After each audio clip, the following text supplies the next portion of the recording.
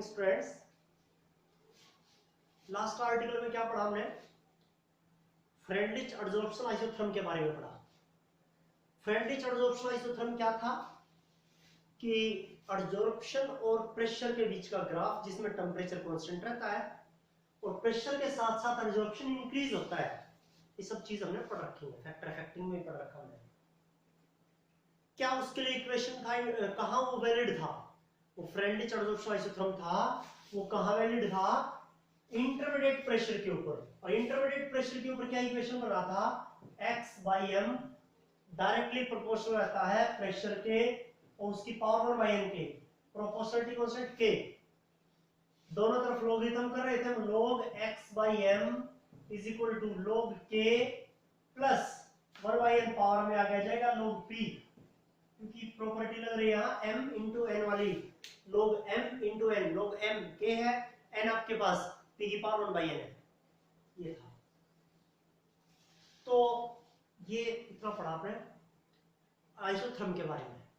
इससे रिलेटेड क्या कंपटीशन में क्वेश्चन आया था वो मैं आपको बताऊंगा जब जेईई और नीट के क्वेश्चंस करवाएंगे तब। क्या है अब इसमें कि नेक्स्ट जो आर्टिकल है वो आपके पास ये काम भी आएगा हमारा, इसलिए लिखा है मैंने आपको एडजॉर्प्शन इन सॉल्यूशन। नेक्स्ट जो आर्टिकल है वो है एडजॉर्प्शन इन सॉल्यूशंस। सॉल्यूशंस में एडजॉर्प्शन कैसा होता है? जैसे सोल्यूट और सॉल्वेंट मिलकर क्या बनाते हैं? सॉल्यूशन बनाते हैं। ठीक है, नंबर ऑफ सोल्यूट और एक सॉल्वेंट मिलकर सॉल्यूशन बनाते हैं। अब उस सॉल्यूशन में किस कंपोनेंट को, कोई एडजॉर्बेंट है कोई दूसरा, वो एडजॉर्ब करेगा, सोल्यूट को करेगा, सॉल्वेंट को एडजॉर्ब करेगा, किसको करेगा? क्या फर्क पड़ेगा फिर सॉल्यूशन के ऊपर? सॉल्यूशन के ऊपर फर्क क्या पड़ेगा? उसकी कंसंट्रेशन के ऊपर क्या असर पड़ेगा? बढ़ेगी, घटेगी, क्या असर होगा? तो एडजॉर्प्शन इन सॉल्यूशंस के उसके लिए आपके पास एक एग्जांपल जो है वो आपको बता देता हूं। ठीक है, और भी सारे एग्जांपल है लेकिन एक एग्जांपल जैसे आपको वो बता रहा हूं मैं कि when the solution of acidic, when the aqueous solution of acidic acid कह लीजिए, aqueous solution of acidic acid is shaken with charcoal, is shaken with charcoal, shaken with charcoal, then charcoal adsorb acetic acid from the solution, acetic acid from the solution। Solution से acetic acid को absorb करेगा तो क्या होगा? Then concentration, hence concentration of solution decreases, concentration of acidic solution decreases, या solution की concentration घट जाएगी, सॉल्यूशन डिक्रीजेस। क्या एग्जांपल था आपके पास कि जो एसिटिक एसिड का एक्वस सॉल्यूशन है, एसिटिक एसिड का एक्वस सॉल्यूशन जो है वो चारकोल के साथ क्या किया जा रहा है? सेक किया जा रहा है। चारकोल है वहां, आपने चारकोल, ठीक है, उसकी प्रेजेंस ले लिया एसिटिक एसिड का सॉल्यूशन, तो चारकोल वहां से क्या करेगा? वाटर और एसिड है, एक्वस सॉल्यूशन है तो मतलब वाटर और एसिड है, तो एसिड को क्या कर लेगा? एब्जॉर्ब कर लेगा। एसिटिक एसिड को अपने सरफेस के ऊपर एब्जॉर्ब कर लेगा। तो अब सॉल्यूशन से एसिटिक एसिड कहां निकल के आ गया? चारकोल के सरफेस के ऊपर। तो सॉल्यूशन में एसिडिक एसिड, एसिडिक सॉल्यूशन था वो, तो एसिड की कंसंट्रेशन क्या होगी? कम हो जाएगी, मतलब सॉल्यूशन की कंसंट्रेशन कम होगी। वहां एसिड तो रहा नहीं तो सॉल्यूशन की कंसंट्रेशन क्या हो रही है? वहां कम हो रही है। ये था आपके पास। ठीक है, ये करना आपको, मतलब किसमें? Absorption in solution. सॉल्यूशन में एब्जॉर्प्शन कैसे होगा? चारकोल ने वाटर और एसिड में से एसिड को एब्जॉर्ब कर लिया तो कंसंट्रेशन कम हो जाएगी सॉल्यूशन की। इस तरह के एग्जांपल्स है आपके पास, इस तरह के। या फिर एक और एग्जांपल भी है, ओरली बोल रहा हूं उसको, कि जो लिटमस का सॉल्यूशन है, लिटमस का सॉल्यूशन जब उसको सेक किया जाता है, the litmus solution, when litmus solution is सेकन with charcoal, activated charcoal, then the solution becomes colourless. वो सॉल्यूशन लिटमस का सॉल्यूशन कैसा हो जाएगा? कलरलेस हो जाएगा। लिटमस का सॉल्यूशन जब चारकोल के साथ सेक के रहता है तो वो सॉल्यूशन लिटमस का कलरलेस हो जाता है। कहां चला गया उसका कलर? उसका कलर कहां चला गया? कहां चला गया? चारकोल ने क्या कर लिया? एब्जॉर्ब कर लिया। किसको? जो उस सॉल्यूशन में कलरिंग मैटर था, जो कलर का रीजन था, उसको एब्जॉर्ब कर लिया। ये था आपके पास। अब उसमें वो कलरलेस होगा सॉल्यूशन। ये आपके पास तो ये एग्जांपल्स थे, एग्जांपल बताना था। अब तो सॉल्यूशन में जो आपके पास क्या है, सॉल्यूशन की क्या होती है? कंसंट्रेशन होती है। तो एब्जॉर्प्शन है सॉल्यूशन में, तो उसको कौन कौन से फैक्टर अफेक्ट करते हैं? तो factor affecting absorption in solutions, factor affecting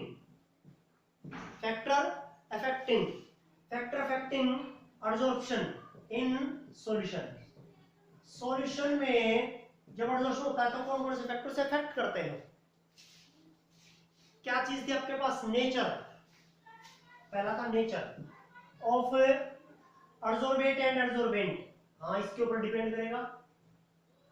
एडसोर्बेट और एडसोर्बेंट के नेचर के ऊपर डिपेंड करेगा। हाँ, करेगा। एडसोर्बेट और एडसोर्बेंट कैसा, उसके ऊपर डिपेंड करेगा। दूसरा, सरफेस एरिया ऑफ एडसोर्बेंट। तो adsorption increases with the increase in surface area of adsorbent. Adsorbent का सरफेस एरिया बढ़ेगा, एडसोर्प्शन भी बढ़ जाएगा। एडसोर्प्शन किसके साथ बढ़ता? सरफेस एरिया के साथ। सरफेस एरिया यदि एडसोर्बेंट का बढ़ रहा है तो एडसोर्प्शन भी बढ़ जाएगा। तीसरी चीज आपके पास कंसंट्रेशन, इंपॉर्टेंट चीज है, concentration of solution. as the concentration of solution increases adsorption also increases, adsorption भी बढ़ जाएगा कंसंट्रेशन के बढ़ने के साथ साथ। ये इंपॉर्टेंट चीज है। जैसे प्रेशर के बढ़ने के साथ साथ क्या बढ़ता है? एडसॉर्प्शन बढ़ता है। वैसे ही सॉल्यूशन में तो क्या होती है? कंसंट्रेशन। और सॉल्यूशन की कंसंट्रेशन बढ़ेगी तो एडसॉर्प्शन भी क्या होगा? इंक्रीज होगा। एडसॉर्प्शन भी बढ़ जाएगा। क्या बढ़ जाएगा? एडसॉर्प्शन भी बढ़ जाएगा। ये चीज आपके पास ये है। तो नेचर एडसोर्बेंट का सरफेस एरिया एडसोर्बेंट का कंसंट्रेशन जो है वहां बढ़ रही है तो एडसॉर्प्शन भी बढ़ रहा है। तो ये कुछ फैक्टर्स थे आपके पास, कुछ क्या थे? फैक्टर्स थे। बाकी जो फैक्टर है, टेम्परेचर है, जैसे as the temperature increases adsorption decreases. वहां टेम्परेचर के लिए था, यहां भी टेम्परेचर के लिए लिख दे। टेम्परेचर बढ़ेगा, एडसॉर्प्शन घटेगा। As the temperature increases adsorption decreases. Temperature बढ़ेगा, एडसॉर्प्शन घटेगा, डिक्रीज होगा। तो ये क्या है आपके पास? फैक्टर अफेक्टिंग था एडसॉर्प्शन इन सॉल्यूशंस। सॉल्यूशन के अंदर जो एडसॉर्प्शन होता है उसको कौन कौन से फैक्टर अफेक्ट करते हैं? ये चीज आपके पास, ठीक है। ये था, ये एग्जांपल्स लिखे थे। अब मैंने कंसंट्रेशन वाली चीज में क्या लिखूंगा यहां कि कंसंट्रेशन, ठीक है। तो कंसंट्रेशन में कंसंट्रेशन के साथ साथ एब्जॉर्प्शन बढ़ता है। मैंने ये फैक्टर लिखा है, तो क्या लिखूंगा मैं? x by m क्या होगा? c की पावर क्या लिखूंगा मैं? 1 by n के डायरेक्टली प्रोपोर्शनल होगा। कंसंट्रेशन के डायरेक्टली प्रोपोर्शनल है। किसमें? स्मॉल कंसंट्रेशन में ज्यादा कंसंट्रेशन है और बीच के रेंज का, इंटरमीडिएट रेंज का, वैलिडिटी इंटरमीडिएट रेंज का होता है। तो यहाँ के लगा दो, क्या लगा के भाई इसके वैलिडिटी के लिए लॉगरिथम अप्लाई कर दो। log x by m log k plus log 1 by n log c। बस वही चीज, कंसंट्रेशन वाली चीज वही आ जाएगी। बस वही इक्वेशन बनेगी वैलिडिटी में। बस प्रेशर की जगह पर क्या आ जाएगा? कंसंट्रेशन आ जाएगा, और कोई नई चीज नहीं है। क्योंकि एब्जॉर्प्शन सॉल्यूशन की कंसंट्रेशन के साथ साथ बढ़ता है। ये चीज आपके पास वही वैलिडिटी में आ जाएगी चीज। यहाँ वही y = x + c का फॉलो करेगा, वही ग्राफ बन जाएगा आपके पास। यहाँ जो एडसॉर्प्शन आइसोथर्म के लिए था वही। ये था एडसॉर्प्शन इन सॉल्यूशंस। ये करना सेम वही चीज है, बस कुछ नहीं, वही फैक्टर है। बस एग्जांपल देख लीजिए। एग्जांपल आपको 1 2 3 एग्जांपल आपको याद रहना चाहिए। तो एग्जांपल जो मैंने बताए हैं वो याद रखें। एग्जांपल्स याद रहने चाहिए और नई चीज कुछ नहीं इसमें। एडसॉर्प्शन इन सॉल्यूशंस ये था आपके पास, ये करना आपको। उसके बाद में आपके पास एनसीईआरटी का तो हिस्सा नहीं है लेकिन फिर भी मैं आपको बता रहा हूं, एडजॉर्प्शन आइसोबार, एडजॉर्प्शन आइसोबार। तो देखिए एडजॉर्प्शन आइसोबार क्या है, फ्रेंडली एडजॉर्प्शन आइसोथर्म पढ़ा आपने, अब क्या करवा रहा हूं आपको, फ्रेंडली एडजॉर्प्शन आइसोबार करवा रहा हूं। आइसोबारिक प्रोसेस कौन से होते हैं, आपको बार बार हमने ये चीजें बता के, कल भी बता रहा था मैं आपको कि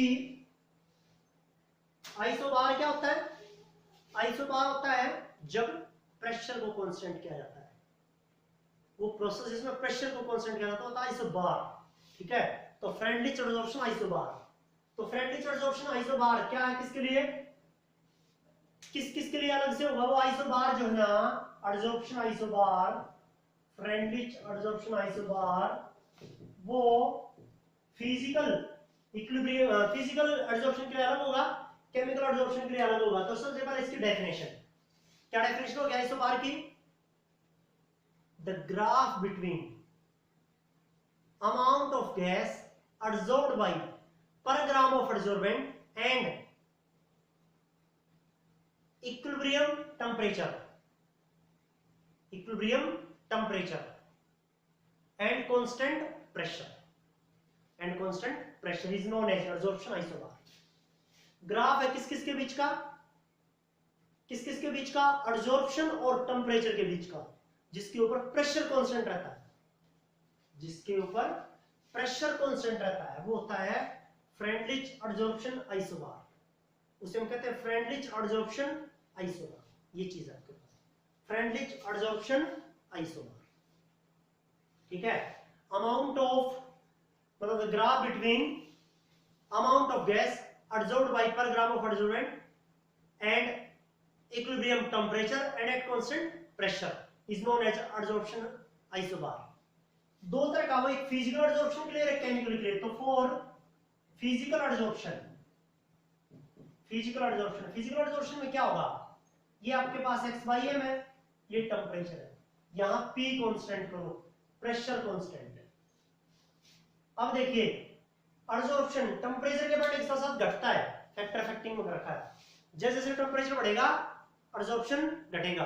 तो टेम्परेचर इस साइड बढ़ रहा है, एडजॉर्प्शन इस साइड बढ़ रहा है, तो टेम्परेचर के बढ़ने के साथ साथ क्या होगा, एडजॉर्प्शन घटेगा, और एडजॉर्प्शन घटने का मतलब क्या होगा, वो पुनः एकदम से ऐसे दड़ाम आ जाएगा, ऐसे ऐसे गिर जाएगा। एडजॉर्प्शन के साथ साथ क्या घट रहा है, और सॉरी टेम्परेचर के साथ साथ क्या घट रहा है, एडजॉर्प्शन घट रहा है फिजिकल एडजॉर्प्शन के लिए। केमिकल एडजॉर्प्शन के लिए देखिए एक बार, फॉर केमिकल एडजॉर्प्शन कुछ चीज नहीं है क्या, मैंने इसको अलग अलग बताया, हाँ नया है, क्यों, फिजिकल और केमिकल के बीच का डिफरेंशिएट याद करिए। अब क्या डिफरेंस था, डिफरेंस क्या था, केमिकल एडजॉर्प्शन में एक्टिवेशन एनर्जी की जरूरत पड़ती है, फिजिकल में जरूरत नहीं पड़ती, इसलिए chemical adsorption increases with increase in temperature first and then decreases. शुरू में in the beginning chemical adsorption increases with increase in temperature and then decreases. शुरू में केमिकल एडजॉर्प्शन टेम्परेचर के बढ़ने के साथ साथ बढ़ेगा, फिर टेम्परेचर के बढ़ने के साथ घटेगा, शुरू में बढ़ेगा लेकिन, क्योंकि उसको एक्टिवेशन एनर्जी की जरूरत पड़ती है, एक्टिवेट करने की जरूरत पड़ती है, ठीक है। रिएक्टेंट के पास इतना एनर्जी नहीं होता कि वो प्रेशर कांस्टेंट, कि वो एडजॉर्प्शन करवा ले, इसलिए शुरू में आपको एनर्जी देनी पड़ती है। तो इसलिए एडजॉर्प्शन एक बार बढ़ेगा टेम्परेचर के बढ़ने के साथ साथ, फिर घटेगा, ये कर देना, ये आपके पास, ये है केमिकल एडजॉर्प्शन के लिए, केमिकल एडजॉर्प्शन के लिए ये, और फिजिकल के लिए, फिजिकल में टेम्परेचर के बढ़ने के साथ साथ घटेगा, और केमिकल में शुरू में टेम्परेचर के बढ़ने के साथ बढ़ेगा, फिर घटना शुरू हो जाएगा। ये है आपके पास एडजॉर्प्शन आइसोबार, ये होता है एडजॉर्प्शन आइसोबार। एडजॉर्प्शन आइसोबार कह रहे हैं आप इसे, क्या करें आप इसे, एडजॉर्प्शन आइसोबार, ये चीज आपके पास, ये था एडजॉर्प्शन आइसोबार। आइसोथर्म बता दिया और आइसोबार बता दिया, ये वैसे एनसीईआरटी क्वेश्चन नहीं, लेकिन फिर भी आपको बता दिया, क्या पता कंपटीशन में या बोर्ड में ऐसे क्वेश्चंस आ जाए। ये था आपके पास। उसके बाद में आपके पास नेक्स्ट आर्टिकल क्या है, applications of adsorption, application of adsorption, adsorption की एप्लीकेशंस, एडजॉर्प्शन की एप्लीकेशंस। एप्लीकेशन क्या है एडजॉर्प्शन की, कहां कहां काम आता है एडजॉर्प्शन, अनुप्रयोग क्या क्या है, हम उसे पढ़ तो रहे हैं, अब आपने एडजॉर्प्शन को पूरा पूरा पढ़ा है, लेकिन कहां कहां काम आएगा वो तो कुछ सेक्टर्स में लिखूंगा कि ठीक है कि हम कहां पढ़ते इसको, एप्लीकेशंस, ये मतलब क्यों पढ़ रहे हैं इसको, एप्लीकेशंस ऑफ एडजॉर्प्शन, एडजॉर्प्शन की एप्लीकेशंस क्या है। पहला, ठीक है, इन प्रिजर्विंग वैक्यूम्स, प्रिजर्विंग वैक्यूम्स कह दीजिए, या production of high vacuum, production of high vacuum, vacuum का मतलब समझते होंगे आप, वैक्यूम का मतलब था निर्वात क्षेत्र, जिस जगह में वायु ना हो बिल्कुल, एयर ना हो बिल्कुल, ठीक है, जहां एयर ना हो, हिंदी में बोल रहा हूं मैं, हिंदी पर मत जाना कि कहीं ये सोचे कि ना हिंदी जो है ना वो हमें बताई जा रही है, सिखाई जा रही है, वो अच्छी चीज है। वैक्यूम होता है निर्वात क्षेत्र जिसमें वायु ना हो, जिसमें एयर ना हो, ठीक है, वो होता है वैक्यूम। तो वैक्यूम क्रिएट कर रहा हूं, और कैसा वैक्यूम, बिल्कुल एयर ना हो जिसमें, तो सुनिए बड़े ध्यान से, वैक्यूम कर लिया, मैं कोई ट्यूब था उसे वैक्यूम क्रिएट कर लिया मैंने, लेकिन फिर भी वैक्यूम क्रिएट करने के बाद में last traces of air particles रह जाते हैं वहां, बाकी ट्रेसेस ऑफ एयर पार्टिकल्स, बिल्कुल थोड़े से पार्टिकल, ट्रेस में पार्टिकल एयर के रह जाते हैं वहां, फिर हम क्या करते हैं वहां हम चारकोल डाल देते हैं उस किसमें, वेसल में। अब चारकोल क्या करेगा, जो last traces of air particle है, जो बिल्कुल थोड़े से बचे हुए पार्टिकल्स है एयर के, उनको भी क्या कर लेगा, एब्जॉर्ब कर लेगा। अब वहां कुछ नहीं, एयर नहीं है बिल्कुल भी वहां, ये था आपके पास। तो वैक्यूम क्रिएट करने के लिए, वैक्यूम को प्रिजर्व करने के लिए हम एडजॉर्प्शन का इस्तेमाल करते हैं। चारकोल डाला, चारकोल क्या करेगा, एयर को एब्जॉर्ब कर लेगा अपने सरफेस के ऊपर, वैक्यूम हो जाएगा वहां, एयर नहीं है वहां, बस। दूसरा, इन गैस मास्क, ये बहुत जरूरी चीज आपके लिए, मास्क है ना, मास्क तो आजकल आप लगाते होंगे, कहीं भी बाहर जा रहे हैं तब लगा लेते हैं आप मास्क, जरूरी चीज है वो, ठीक है, जरूरी चीज है आपके लिए फिलहाल मास्क। तो मास्क क्या करता है, मास्क, मास्क सिंपल कि ना, हम मास्क क्यों लगाते हैं, हम मास्क इसलिए लगाते हैं ताकि हमें जो एयर है यहाँ, जिस एयर में हम ब्रीदिंग कर रहे हैं, वो हमें कैसे मिले, प्योर मिले, वो पोल्यूटेड एयर ना मिले हमें, वो हमारे बॉडी के अंदर जो हम इनहेल कर रहे हैं यहां से ऑक्सीजन को, वो कैसी ना जाए हमारे अंदर, वो पोल्यूटेड एयर हमारे अंदर ना जाए, इसलिए मास्क लगाते हैं। तो मास्क क्या करेगा, हमारे लिए एयर को प्यूरिफाई करेगा। कैसे करेगा प्यूरिफाई वो, जब हमारे मास्क में कुछ ऐसे सब्सटेंस होंगे, क्योंकि हमें ये ऐसा तो नहीं कि एयर में जो है ना कुछ चीजें हैं हम उनको छोड़ रहे हैं और बाकी को ले रहे हैं, ऐसा कुछ नहीं है। एयर में ऑक्सीजन है तो ऑक्सीजन को हम खींचेंगे तो साथ के साथ पोल्यूटेड जो पार्टिकल्स है वो भी आएंगे, पॉइजनस गैस भी साथ आएंगी। अब उन पॉइजनस गैस को हमें क्या करना है, अंदर लेके जाना, बाहर रखना है, और ऑक्सीजन को अंदर लेके जाना है। तो हमारे गैस मास्क में क्या होते हैं, कुछ एक सब्सटेंस, मतलब क्या होते हैं, चारकोल होते हैं, उस गैस मास्क में चारकोल होता है, चारकोल का बना जाता है। वो चारकोल क्या करता है, उस पॉइजनस गैस को अब्सॉर्ब कर लेता है, पॉइजनस गैस को अब्सॉर्ब कर लेगा और हमारे अंदर क्या चली जाएगी, ऑक्सीजन चली जाएगी, प्यूरिफाइड, हमें प्यूरिफाइड एयर मिलेगी, इसके लिए ब्रीदिंग के लिए, क्योंकि वो पॉइजनस गैस को अब्सॉर्ब कर ले रहा है। गैस मास्क क्या कर ले रहा है, अब्सॉर्ब कर ले किसको, पॉइजनस गैसेस को, और हमें प्यूरिफाइड एयर मिल रहा है, प्यूरिफाइड ऑक्सीजन मिल रहा है। तो गैस मास्क में कैसे काम में ले जाता है वो, तो इन गैस मास्क, ये था आपके पास। उसके बाद में आपके पास है, कहां कहां काम में लेते हैं हम, in froth flotation process, froth flotation process, flotation process, froth flotation process, froth flotation में, फ्रोथ फ्लोटेशन ये एज मतलब एज डिस्कस्ड इन सॉरी हम डिस्कस करेंगे इसको किसमें, 6th यूनिट में। इसको प्रोसेस का नाम याद रखिए बस, 6th यूनिट में पढ़ेंगे, अगली यूनिट में पढ़ेंगे इसको, 5-10-15 दिन के बाद जब भी होगा 6th यूनिट, उसमें पढ़ेंगे फ्रोथ फ्लोटेशन प्रोसेस, ठीक है। पहले उसके बारे में हम नहीं बताएंगे आपको, एनर्जी नहीं खर्च करेंगे। 4th, हेट्रोजेनियस कैटालाइसिस, इन हेट्रोजेनियस कैटालाइसिस, हेट्रोजेनियस कैटालाइसिस में कैसे काम करेगा ये भी पढ़ेंगे हम नेक्स्ट डे में, मतलब कल या परसों आ जाएगा ये। हेट्रोजेनियस कैटालाइसिस क्या, कल हम उसके पास कल या परसों पहुंच जाएंगे, तो इसलिए उसको भी वही पढ़ेंगे, ठीक है, यहां काम आता ही है। फिफ्थ है for curing disease, for curing disease. अब डिजीज को ठीक करने में कैसे काम आता है, उपचार करने के, रोग को ठीक करने में कैसे काम में लिया जाएगा ये ड्रग्स जो हम डिजाइन करते हैं, ड्रग्स जो बना रहे हैं, मेडिसिन जो बना रहे हैं, दवाई जो बना रहे हैं, हम ड्रग और मेडिसिन को अलग अलग मत समझना, जब तक हम नहीं समझा रहे हैं आपको। ड्रग और मेडिसिन एक ही चीज होती है, तब तक आप ये समझें। क्या डिफरेंस होगा ये आगे की बात आपको बताया जाएगा। तो मैं ड्रग बोल रहा हूँ या मेडिसिन बोल रहा हूँ, एक ही चीज है, डिफरेंस क्या होगा उसमें वो भी हम ही बताएंगे आपको आगे। तो ड्रग वगैरह मेडिसिन वगैरह लेते हैं हम किसके लिए, किसी डिजीज के लिए, ठीक है, उससे ठीक होने के लिए। तो ड्रग्स जो ना वो मेडिसिन क्या करती हैं, हार्मफुल जो बैक्टीरिया वगैरह है, वायरसेस वगैरह है, ठीक है, उनको क्या करता है, अपने सरफेस के ऊपर एब्जॉर्ब कर लेता है, उनको मार देता, किल कर लेता उसको, और अपने सरफेस के ऊपर क्या कर लेगा, एब्जॉर्ब कर लेगा, और हमारी बॉडी बच जाएगी उससे। वो ड्रग क्या करती है, उस हार्मफुल एलिमेंट को जो हमारे बॉडी में डिजीज के लिए रिस्पॉन्सिबल है, उसको क्या करता है, उसको किल करता है और अपने सरफेस के ऊपर एब्जॉर्ब कर लेता है, उसे मार देता है और सरफेस के ऊपर एब्जॉर्ब, उसको अपने सरफेस के ऊपर एब्जॉर्ब कर लेगा, और हमारी बॉडी बच जाएगी किससे, रोग से, हम ठीक हो जाएंगे। ये कर लीजिए चाहे, ये था फॉर क्यूरिंग डिजीज, रोग को ठीक करने के लिए, रोगों को ठीक करने के लिए। ये कुछ एक एप्लीकेशंस है, क्या है, कुछ एक एप्लीकेशंस है, ठीक है। और क्लैरिफिकेशन ऑफ शुगर भी कर सकते हैं आप, शुगर को क्लैरिफाई करने के लिए, ठीक है, ठीक है। आप जो है ना वो उसका आप क्या देखते हैं, व्हाइट कलर होता है शुगर का, लेकिन जब वो नेचुरली बनाया जाता है तो गुड़ शक्कर जैसा कलर होता है, तो उसका व्हाइट कलर कैसे करते हैं, एब्जॉर्प्शन के हेल्प से, ठीक है।